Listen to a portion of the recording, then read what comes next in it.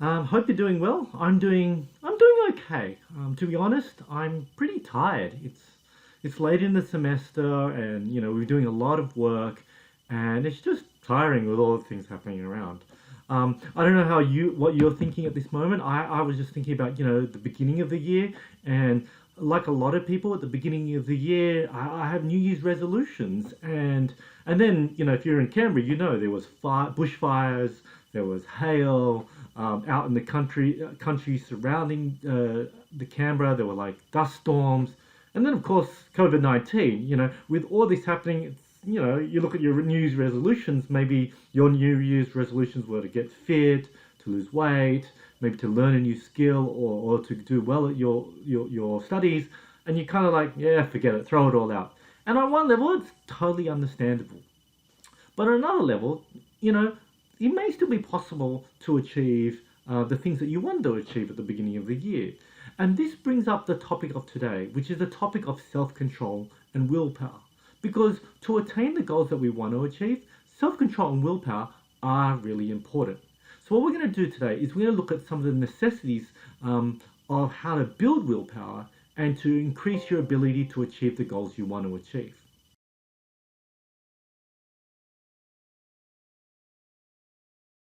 Okay, so if you want to increase your ability to exert self-control, if you want to increase your willpower and be better at these things, you really need to know that there are three aspects of self-control, or three elements which are really important to self-control. The first is awareness of a standard. Okay, so you need to be aware that there is a standard that you need to control yourself to. Like if you want to run a marathon, if you want to diet and lose weight, you need to know what is the standard. Like what's the standard amount of food, or how much you need to run, sort of thing. The second is the ability to monitor your performance or your ability, and monitor yourself, monitor your willpower. If you can't monitor yourself, then obviously you can't exert self-control. And the third is the willpower itself, the ability to persist, the ability to just keep going, keep doing what you're supposed to be doing to achieve your goals. Now, what we're going to do over the next 20-30 minutes of this video, or these videos, is expand on each of these areas to help you increase your self-control.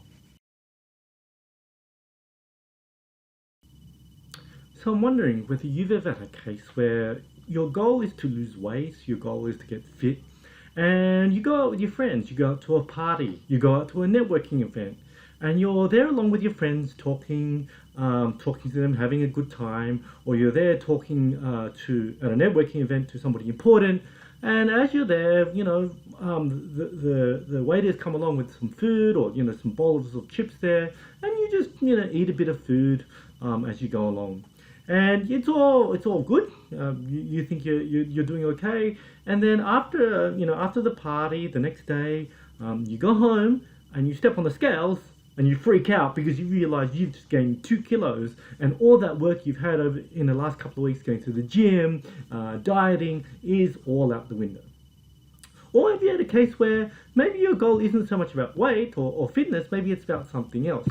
So what you do is you're trying to save up for things, and you go along the shopping as you need to. You need to buy your stuff, and you get your credit card out or your debit card, and you just start tapping at things, and you tap, and then at the end of the month, when you get your statement in the mail, or you get the email saying this is how much you owe, again you freak out. You realize you've pretty much spent all your money. I have a daughter who's a young child, and she doesn't quite understand this concept of money. She understands the idea of you need to pay for something to get it, but she doesn't understand the idea of money is an infinite resource. So she's always saying to me, "Daddy, give me the card, tap tap tap," and she just goes along tapping stuff. And it's scary for me because I got to be very cautious about exactly what she taps on, because I can have this case where she's tapping along and then suddenly I open up the bank statement and realize a lot of money has gone.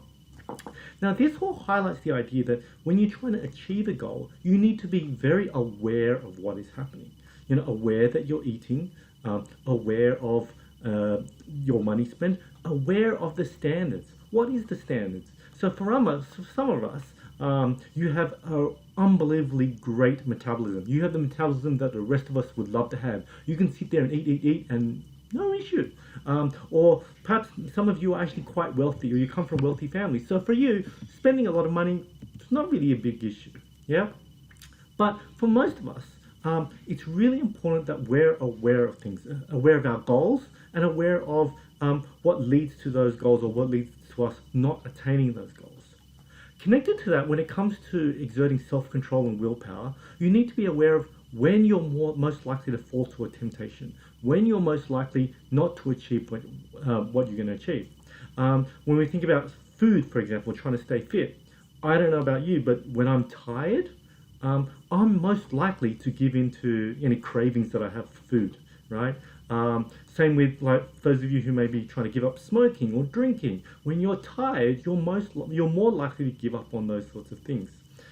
There's some research that shows that when people are tempted to do unethical behavior, they're most likely to fall to their temptations and give in to those temptations when they are tired. That leads to the second area when it comes to our awareness. We need to be, aware of, what are our temptations and what are we likely to give into. So let's go back to dieting and having a healthy lifestyle. For some of you, you love sugary food. Sugar, I guess to use that phrase, it really is your jam, right? That sugary sweet food. If you've got a diet and you want to be fit, that if you see donuts or chocolate or those kinds of things, you're going to be tempted, and it's really important that you don't fall to their temptations. For other people, they don't have a sweet tooth. If they're on a diet and they're worried about worried about losing weight, if they see like lollies or candy, as some of you may notice, you Americans will notice, it really isn't much of a temptation. But for them, it's more about maybe the salty food. Yeah? So you need to know what tempts you. For some of you, if you want to live a healthy lifestyle, alcohol is the temptation, or some sort of drugs. Don't take drugs, but drugs may be the temptation for some of you. So you need to know what tempts you and what doesn't tempt you, right? If you know there's a temptation, then you can at least avoid it. Or if you know that you may be tempted, you can at least try and avoid it. Right? If you don't know that's your temptation, if you don't know that's the thing that's going to cause your downfall, then you're more likely to fall for that.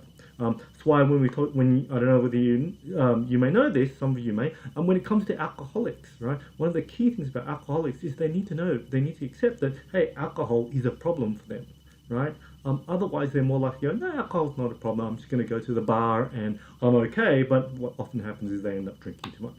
So you need to be aware of what are the temptations, when you're most likely to fall for those temptations, like for example when you're tired, and when you're most likely to quit. What are the sort of motivators that cause you to quit? Now again, this may connect to mindsets, because we've talked a little bit about this in the last couple of weeks when we talked about if you have a performance mindset. One of the times you may be more likely to quit if you have a performance mindset is when you don't easily achieve that goal, right? Because you're not interested in growth, you're interested in performance. So you need to be aware of, when you are most likely to quit, when you are most likely to give in, right? They're all really important things that you need to think about and you want to work on if you want to improve your self-control.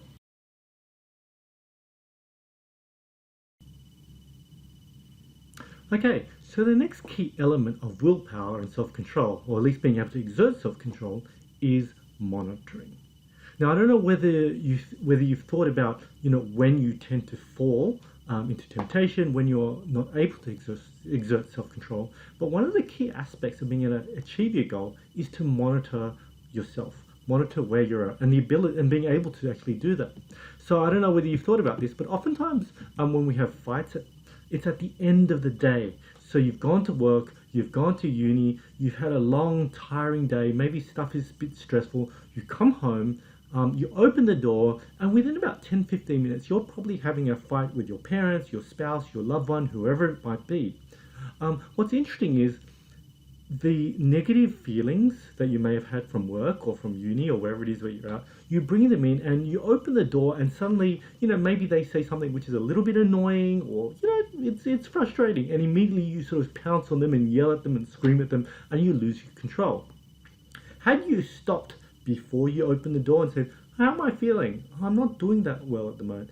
Maybe I should just take even just 10-20 seconds to just slow down, breathe deeply, and just sort of reset before I open the door. That actual 20-30 seconds before you open the door will actually change everything. Or maybe for example, that your spouse or loved one or parent or whatever might be a little bit upset by something. Maybe before you left the house in the morning, you, I don't know, left the toilet seat up or down, used the toothpaste the wrong way, didn't clean something, didn't do something. So for a fact that, they're probably going to be frustrated with you, right? When you come home, if you stop before you even open the door and think, oh, maybe they're going to be a bit frustrated, and maybe they're rightfully frustrated. If you know that beforehand, when you open the door, you're more aware of it. And you can sort of slow yourself down. So when they get a bit frustrated with you, you can sort of say, yep, I accept that, I may have done the wrong thing, may not have cleaned stuff up. I'll try and clean it up now. Rather than immediately reacting and getting frustrated and escalating the fight. So being able to monitor the situation and being aware of the situation will really help you when it comes to being able to exert self-control. Those of you who know about dieting know that one of the important things with dieting is knowing how much you eat.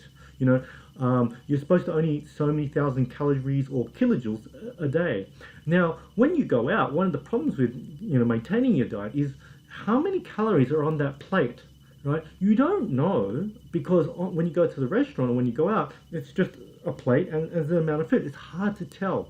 And those of you who have been successful at dieting, one of the most important things is if you can work out exactly how many calories you're allowed to have and also how many calories you're having at any point in time when you're eating a meal, you're much more able to actually diet successfully. So monitoring, being aware of what's exactly happening at any given point in time is really important. Being aware of your emotions. So we talked in the last few minutes ago about how, when are you most likely given to temptation?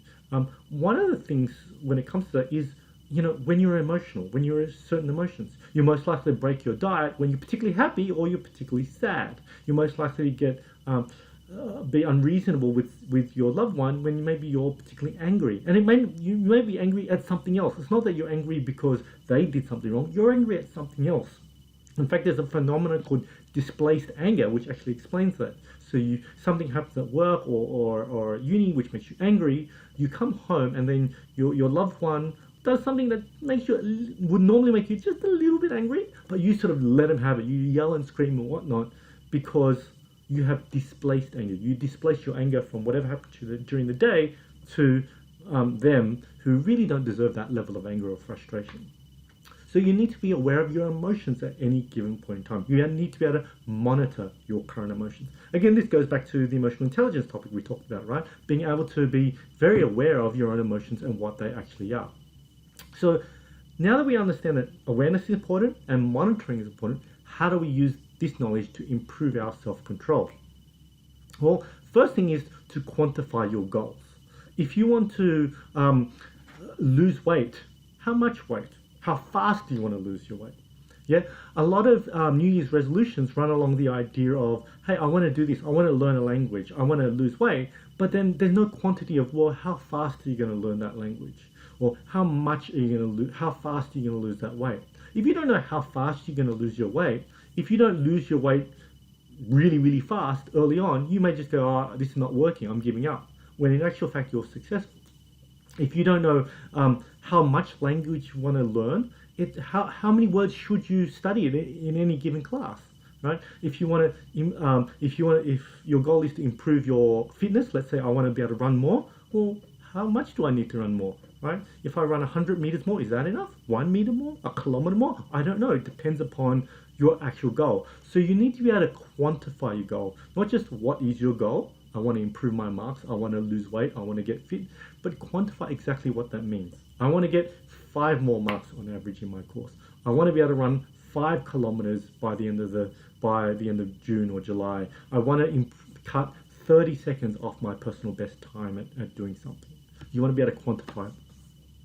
A second thing is to have pre-commitment, to commit to things clearly. So not only do you have a clear goal, but have an actual commitment to this. Right? I'm going to do it, and I'm going to do it in 6 weeks, 12 weeks, whatever it is.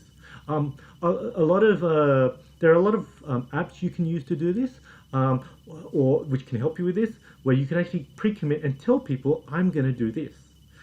When it comes to achieving goals, people have found that if you tell people in advance, hey, this is my goal, please hold me to it, you're more likely to achieve your goal.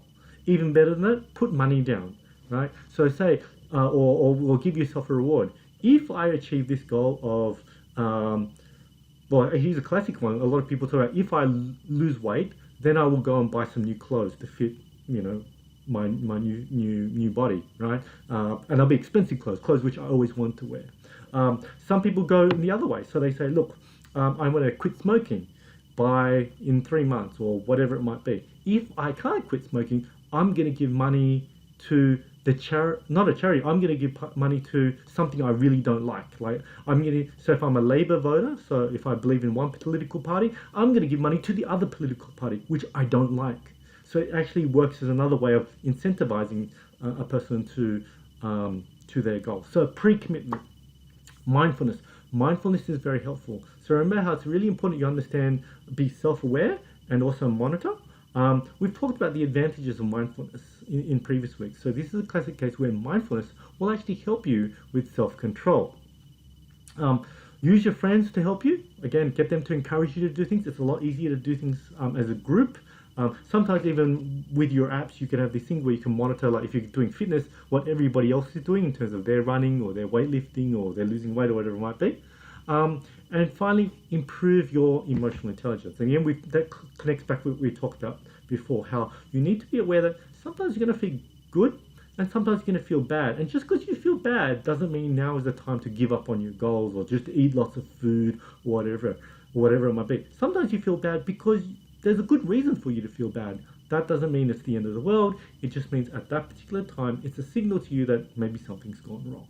So these are some of the things you can do to improve your self-control, and which solely focus on monitoring and self-awareness. We haven't really talked about pure willpower, the ability to just resist temptations and to increase your persistence yet, and we'll do that in the next minute or two. Okay, so we've just covered how to exert self-control well. You need to be aware and you need to be able to monitor.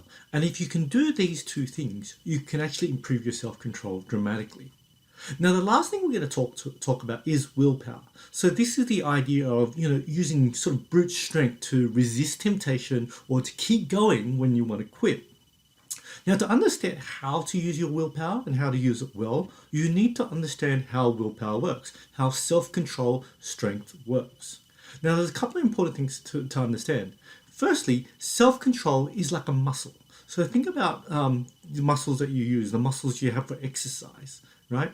When you use your muscles, right, after a while, let's say you're lifting weights, after a while, you're going to get tired. And the same is true when you're exerting self-control. If you're trying to resist temptation, after a certain length of time, you're going to get weaker. You're going to get tired, and then you're going to give in to your self-control. So self-control, it works like a muscle. It requires effort, and you can get tired over time. So ideally, if you want to exert good self-control, ideally you don't want to be using your willpower too much. If you can use monitoring and awareness to avoid temptations, to improve the way you do things, you're probably going to be better at exerting self-control than if you're always trying to use your willpower just to resist temptation or just to keep going when things are difficult. So what you need to know is what actually depletes your willpower. If we know that you can use willpower to resist temptations, to be better at self-control, but we know that it goes down, it gets tired like a muscle, and you don't want to be always using it, then what we need to understand is what actually depletes your willpower. Now, the key thing is a lot of things can deplete your willpower. The most obvious one is resisting temptation. So let's say you're prone to eating lots of fatty food, and you're on a diet. You want to get fit. You want to lose weight. If you're standing there in a restaurant or in a place with lots of junk food that you love, then just sitting there resisting temptation is going to reduce your willpower. Now, you may think, well, that's obvious. That's what we're talking about, right? But think about it this way, right? Let's say you're trying to you resist, you're trying to get fit. You're trying to resist the temptation to eat fatty foods or eat the wrong foods, but you also have difficulties studying, right? Studying for long times, right? What's going to happen if you stand there in a restaurant or a place with lots of fatty food and you'll spend a lot of time there resisting, the temptation to eat fatty foods or to do those things, and then you walk out of there and you go home and you sit down and you're like, well, it's time to study. Chances are, if you used a lot of your willpower strength resisting eating the fatty foods, you don't have much willpower left to keep you studying when you don't want to study. Yeah. So it's important to understand that resisting one temptation will reduce or deplete your willpower and make it harder for you to use your willpower for another task after that. Right. Other things that reduce your willpower: making decisions. Yeah. So I don't know. I mean, there are some of us who spend a lot of time just trying to make a decision. If this is you, you know who you are. If this is not you, you probably know people like this. Where should we go? Should we eat Chinese? Should we eat French? I don't know. Oh, maybe you should eat Chinese. Oh, French. What shall I wear? Yeah, those kinds of things. Just making decisions, especially spending a lot of time making decisions, ties you down, ties your willpower down. So what you often find is sometimes you have a long day, you're making difficult decisions, and then you go home and you're like, stuff it. I'm just going to stuff the diet. I'm just going to eat fatty food, or I'm just going to drink too much, or whatever it might be. So resisting temptations, making lots of decisions, especially difficult decisions, will reduce your willpower.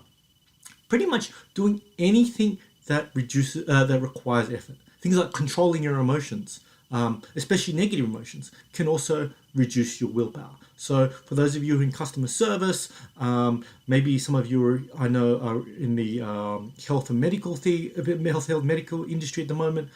Sometimes you have to control your emotions because the customer or the person you're dealing with are being frustrated and angry at you, and so you feel frustrated then, but it's not good to shout at them or anything. So if you're controlling your emotions, that's going to deplete your willpower, which is why when you go home after a long day, you're more likely to do something, you lose control of yourself, lose self-control and do something stupid.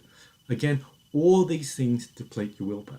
So knowing this, you can also understand, again, linking back to awareness and monitoring, you understand that if these things reduce your willpower, you're more likely to fall to temptations after it. This is why, and marketers know this. I don't know whether you've been to Coles or Woolworths recently, or not even recently, but these days, there's the checkout or even the self-checkout. You'll notice there's always chocolates and lollies just next to the payment area. Right next to like the place where you tap your card.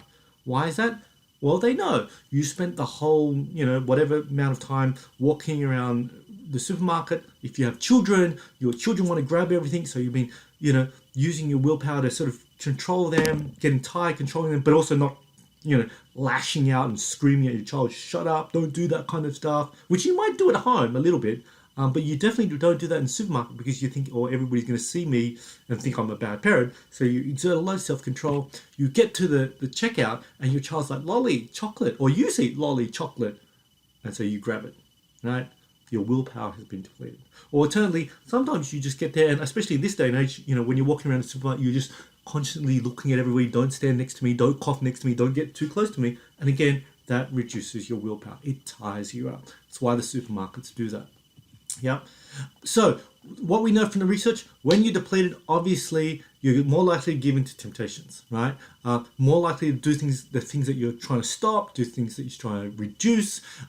Your persistence decreases. So even how much effort you can put into the next task depletes. So it's not just giving into tasks, it's also giving into temptations. It's also reductions in persistence. You're more biased. You tend to go strongly towards or against your bias. You tend to be more aggressive. You tend to be less trusting. You tend to be unable to control your emotions, and you tend to have increases levels of anxiety. So pretty much when you're depleted, all these bad things can occur. Now again, why do you need to know this? Well, you need to know this so that you know that, well, when you're depleted, you tend to do these things. So maybe it also would mean that you do certain important things before you get depleted. I'll talk a little bit about that. So how can you improve? How can you, knowing this information, how can you improve at your will, at exerting self-control and willpower specifically? So I'm going to give you 12 things you can do. The first is to set one goal at a time. Okay, so I've talked a little bit about New Year's resolutions.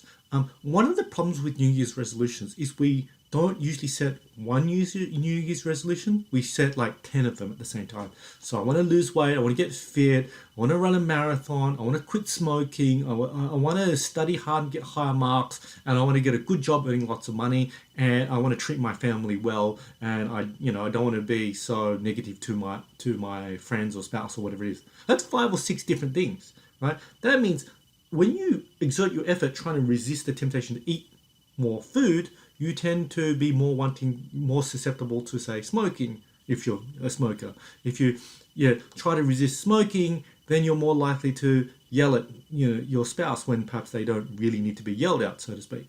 Yeah. So one of the problems with having New Year's resolutions is too many things to do. Set one goal at a time, achieve that one goal.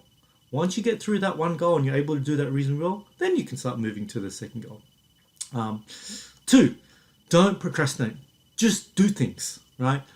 When you need to study, go study, right? The time, I know when you're supposed to study, everything suddenly becomes interesting. It's that whole phenomenon when it comes close to exam time, suddenly you have this desire to clean your room, and you never ever have a desire to clean your room except exam time. When you want to procrastinate, suddenly all these things which you would never normally do, you suddenly want to do. Why? Because it's better to, you so want to avoid one particular thing that you end up doing other things like cleaning your room.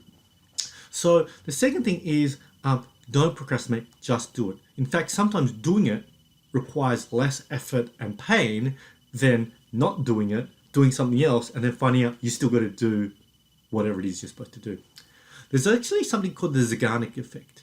Now, the Zeigarnik effect it's an effect that, in one respect, explains why even avoiding stuff and procrastinating depletes us and reduces our effort.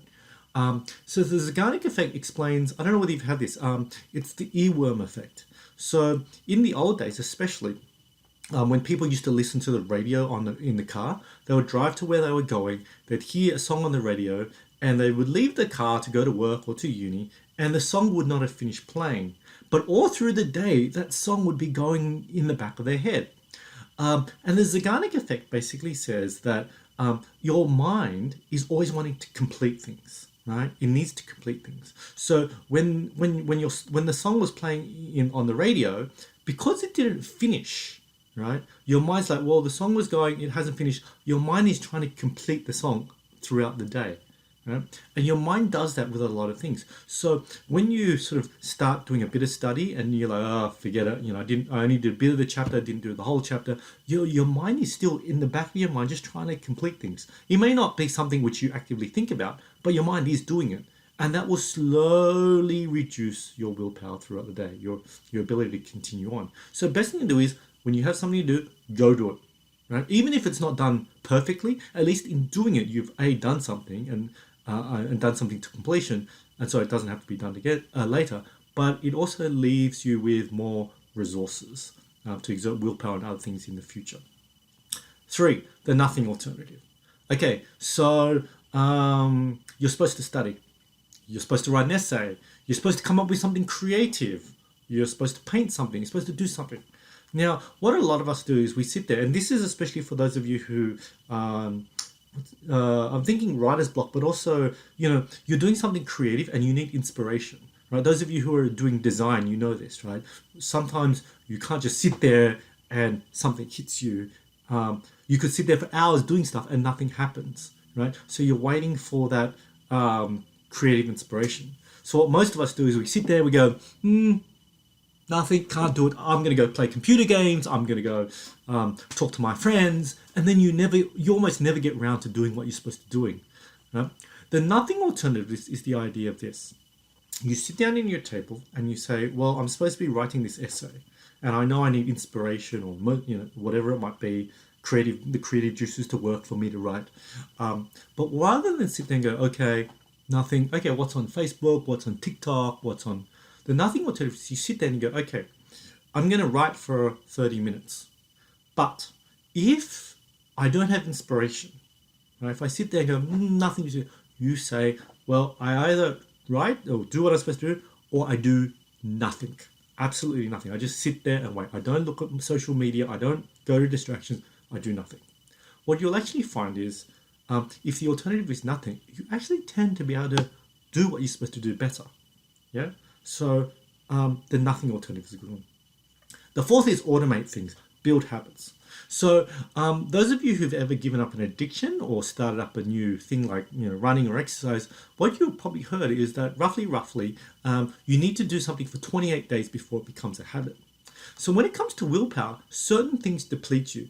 Remember how I said decisions deplete you? And every day we actually make hundreds, if not thousands of decisions. But many of those decisions don't actually deplete us. You get up in the morning, you brush your teeth, you go have a shower, if that's what you do in the morning. That doesn't deplete you because every day you get up, you brush your teeth, you have your shower. It's an automatic decision, right? For some of you, for many of us, getting up and going for a run or doing some exercise is tough. It takes willpower. We get up and we're like, oh, I'm supposed to get fit, supposed to go for a run. Yeah, forget it. Nah, it's too cold, it's raining, whatever it might be. But for some of us, you get up in the morning and you go for a run and that's just what you do. And it doesn't really take that much effort beyond the physicality of running. It doesn't take much mental effort because you've automated things. Right? It's become a habit that on this day at 6 a.m. or whatever the time is, you go for a run. So the more you can automate certain behaviors, the better it is. Yeah. So again, like smoking. For those of you who smoke or those of you who drink alcohol, it may always be a temptation, but after a while of not smoking or not drinking or going somewhere and not lining up with your friends or not drinking with your friends, it becomes a lot easier because you've automated that habit. Okay, practice overcoming your temptations. So actually build your willpower. So remember how I said that your willpower is kind of like a muscle. So like a muscle, after you lift your weights, you get tired. But also like a muscle, when you think about you lifting weights, you may get tired in that instant. But after you lift weights for days, you slowly become stronger and stronger and stronger. And so you have bigger muscles, so you're able to do it for longer. Right? So there was a study by Cheng and Oten, not me Cheng, another Cheng, from Macquarie University. And they did that. They actually got people to do willpower exercises over a few weeks. And what they found is over time, people got better and better at exerting willpower. Okay, focus on positive emotions, don't give in to your negative emotions. So research by Thies and her colleagues, Thies Ballmeister and her colleagues, have shown that positive emotions improve your willpower. I've done some research on this in regard to humor. I've done quite a few studies on this. And what I found out, I'll tell you what the studies were. So basically, I gave students, people like you, some tasks to do. And I told them, well, actually, let me go back. I firstly tied them out from a willpower perspective. So I got them to do some of the most boring things to do, but that required effort. So one of them was I give you a sheet of paper with lots of words on it, long words, sentences that mean absolutely nothing to you, they don't interest you. And I give you a pen, I say, what I want you to do is cross out every letter E that you see on this piece of paper. So that people sit there and cross it out and they get tired. Then I give them another piece of paper and I go, okay, I want you to do exactly the same thing, but after you cross out all the letter E's, before you cross out all the letter E's, what I want you to do is see whether there's a vowel before the E. If there's a vowel before the E, cross it out. If there's no vowel before the E, other way around. If there's a vowel before the E, don't cross it out. If there is no vowel, cross it out. You do that for another half an hour. People get really tired and bored after that. Then I sit there and go, depending on who they are. Some of them I said, okay, you go straight to the second time. You take a 5-minute break, do nothing. Some of them I gave other things to do in a 5-minute break. And for some of them, I gave them things which would increase their positive emotions. I got them to watch funny things or things that made them smile, those kinds of things. And then I gave them another task. And in this second task, lots of different types. Some of them I gave like long division or long multiplication. So that's like 526 times 362. Do it by hand, no calculator. And here's a book of 1,000 of these questions. Go do them by hand. For some of them, I gave them other more meaningful tasks. And in this second task, I said, go do it for as long as you can. When you give up, when you want to give up, just give up. Right? When you're done, you're done. And what I found, study after study after study that I ran, is that those who had the humor, the positive emotions, they actually lasted longer, a lot longer, sometimes double the amount of time on those extra tasks than those who did not have the humor. Not only that, when the task was something that I could mark, that I could actually see the quality of work, the quality of work was just as good, if not even slightly better, with those who had positive emotions. So build on your positive emotions. Use number 7, use incentives as motivators. So, incentivize yourself, give yourself rewards. That can be useful. Number 8, rest. Rest is really important, right? When you're tired from your mind, your willpower, your efforts tired, rest will help you do things a lot better. Connected to that, do something that re-energizes you. So you all know there are certain things that help you, that give you more energy. Maybe it's for you who are extroverts, maybe it's just having a good conversation with people, maybe it's getting exercise, maybe it's something else. Do something that re-energizes you. 10, vice delay. So vice delay is the idea of delaying it. So I'll give you an example. Let's go back to dieting again. Or maybe gaming. Maybe you love gaming. Maybe you love eating food, which probably isn't the most healthy thing. Then what you can do is say this. Okay, I'm supposed to be studying. I want to game. I'm supposed to be studying. I want to eat this food, which I probably shouldn't do. Vice delay says you can still do that, but delay it. So, okay, you can still game, but you're not going to game now. You're going to game in half an hour's time, or you're going to game in 1 hour's time, or you're going to eat that food in 1 hour's time, not now. So you're not denying yourself. You're saying, I'm just going to delay it. What the research shows that if you delay your vice, you actually tend to do it a lot less, or your desire drops. So you might sit there and go, I want to eat, fatty food. I want to eat chocolate bars, for example. But I'm not going to do it now. I'm just going to do my work or whatever I'm supposed to do now. And in half an hour, I'm going to go eat my chocolate bar or chocolate. Or I'm not going to game. I'm just going to wait half an hour, do my work, then I'm going to go game. What the research shows is when you end up doing, getting to your vice, so you did your half an hour, 1 hour of work or whatever you're supposed to be doing, and now you're like, okay, I'm going to reward myself. What people are finding is you tend to desire your vice less. So maybe had you sort of said, okay, I'm going to study, but I want to eat chocolate. Okay, I'm going to get chocolate. Maybe you would have sat there and eaten 3 chocolate bars. But if you wait and do your thing, when you get to eat your chocolate, you might go, oh, I only want 1 chocolate bar. I don't really need, or I don't even really feel like the chocolate bar so much anymore. Yeah. Or alternatively, I'm going to game, but I don't need to, had you done your work before, you would have, had you not done your work before and said, I'm going to go to game, maybe you would have spent 3 hours playing. But now that you've completed your work and you've like, I've delayed my vice and now I'm going to game, you might only game for half an hour. You don't really need to do it so much anymore. Number 11, make important decisions early on in the day. So remember, decision making reduces your willpower. Also, you're more likely to be unethical. What they found, especially research in accounting and auditing, is that in corporate life, is that people tend to engage in unethical behavior at the end of the day. Why? Because the thing about unethical behavior, usually unethical behavior is if I do this wrong thing, it benefits me. If I don't do this wrong thing, it hurts me, or I don't get the benefit, right? At the end of the day, when people's willpower is low, they tend to go, me versus giving in my temptation. Giving my temptation, I get a good thing, or I think I get something good, or I don't get something bad, or holding true and not giving into that temptation, doing the right thing. If you make decisions early on this day when you're not depleted, you tend to do the right thing. So make the important decisions at the beginning of the day rather than at the end of the day when you're more likely to be tired. And 12, pick your battles. So this goes back to my first point about how many goals you have. Sometimes it's worth picking your battles. Study versus chocolate versus yelling at your loved one when you're frustrated. Well, which one's the most important? Maybe the relationship is the most important. Maybe just go eat the chocolate bar today. Yeah. So when you think about your willpower, you want to think about your, we all have multiple goals. Which are the things that are most important? There are times where it's worth just saying, given to that temptation, that one's not so important, but this one over here, this is the more important one. So this is the one I want to use my willpower towards.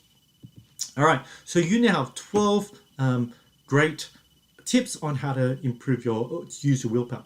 And so from this topic, I'm hoping you have a lot of things you can now use to increase your self-control to achieve your goals. You have the idea of being aware of things, aware when you're most likely given to temptations, aware of the things of when you're most likely given temptations, and aware of the standards you need to follow to achieve your goals. You now understand that you need to be able to monitor yourself against those standards. You need to be able to monitor yourself against at all times, which helps you to understand, whether you're most likely to give in or not give in. If you can avoid having to go towards it, to be tempted, then you're already a step ahead. You're already on the way to achieving your goals. Right? It's also why they tell alcoholics, don't go into a pub, don't go into a bottle shop. Right? Being aware of this is really helpful. And finally, you also know that if you do need to use your willpower to resist temptation, to apply, to keep going at something, you now have 12 different things that can help you in terms of when to use your willpower and how to use it to achieve what you want to do. So I hope that helps you for this class. If you do have any questions, feel free to send me an email or put it in the discussion board and we'll talk about it. Otherwise, I'll see you in the next video.